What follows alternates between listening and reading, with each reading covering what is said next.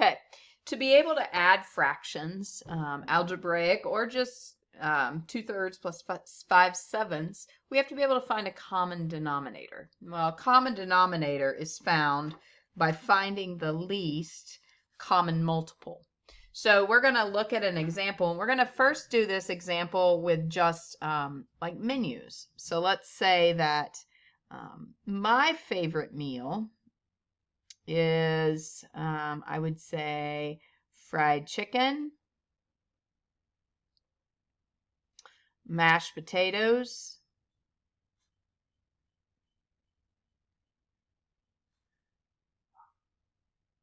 and apple pie.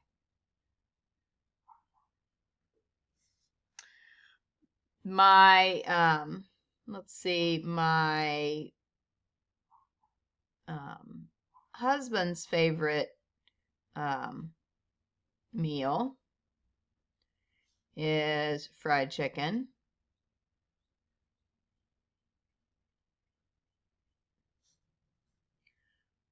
French fries. Now he really likes French fries, so he wants 2 servings of French fries, and he also likes ice cream.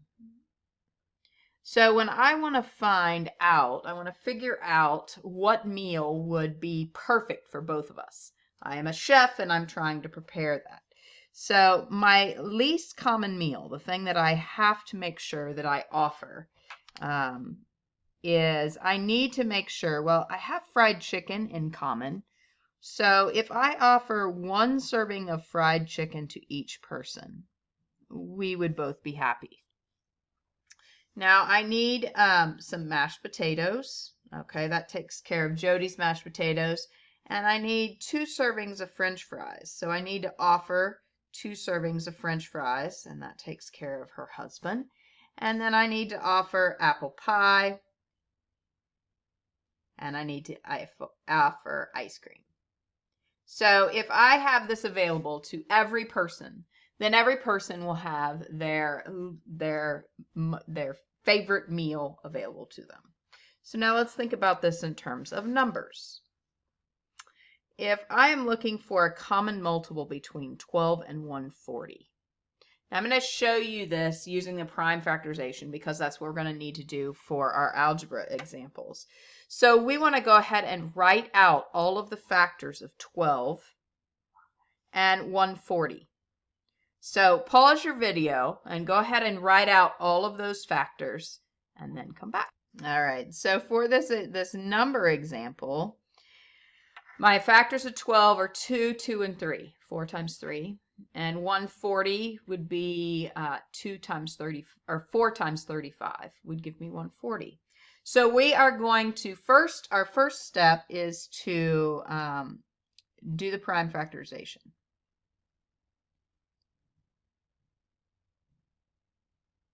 Our second step is to find the common multiples. So common factors. So if I'm asking you to find the greatest common factor, the greatest common factor of this would be 2 times 2 or 4. Now, I'm not asking you to find the greatest common factor, but if I were, that's what it would be. My third step is, now this would be my LCM, my least common multiple, or my least common denominator. I'm going to write those common factors.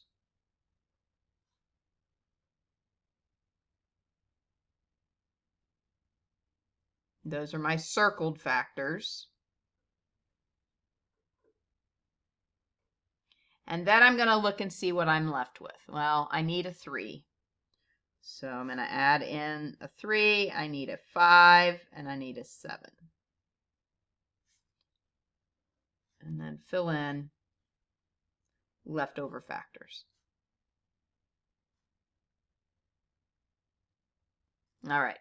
So example number 2, this is our first example with variables. We are going to look at this. We have 2 factors.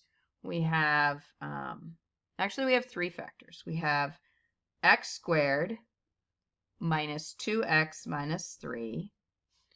I have x squared minus 3x, and I have 2x squared. All right, so the first thing we need to do is do their prime factorization. So if I were go ahead and factor each one of these, and then we will come back together. Okay, I went ahead and wrote out all of the factors. Now, if I'm trying to find a least common multiple for these three expressions, maybe these are the three denominators in my fractions, then they have to have the same thing in common with all of them. Now, if you look at, I've got x's in common here, and I have x minus 3's in column here, but I don't really have anything that's in all three of them. So my GCF would just be 1. So I don't have any circled factors. So I'm going to say, well, my LCM, I don't have any circled factors, so let's fill in the leftovers. This first guy is going to require me to have an x minus 3. And if we want to think about the food, a serving of x plus 1. Okay, that takes care of him. All right, this guy is going to require an x. Okay, I don't have an x yet. And it's going to require an x minus 3, but I already have one written, so I only need one. And this guy is going to require a 2. Throw a 2 in there. It's going to require 2 x's, but I currently only have 1, so I need to go ahead and make that an x squared. So I have 2 x's, and it doesn't require those. So this is my LCM. All right, one more example, and that is going to be with this one. X cubed minus 8 and x squared minus 4. Go ahead and factor those. Pause the video, factor those, and then come back. All right, so for this one, I put this one in here specific because I wanted you to practice. Difference of cubes. Remember, 8 is 2 cubed. And so our first binomial mimics this one, so it'd be the cubed root of x cubed and cubed root of 8, so it'd be x minus 2. We've already used our minus sign, so these two need to be plus. Square the first one, multiply them, and square the last. And this is difference of squares, x minus 2 times x plus 2. All right, so now what do we have in common? So we did our prime factorization. That was step 1. Step 2 is to find our common factors. Well, x minus 2, we have a common factor there, so our GCF is x minus 2. So we're going to go ahead and write that one down. And so that takes care of both of those. Now, what am I missing for the first one? Well, the first one needs an x squared plus 2x plus 4. And the second one needs an x plus 2. And that would be my LCM.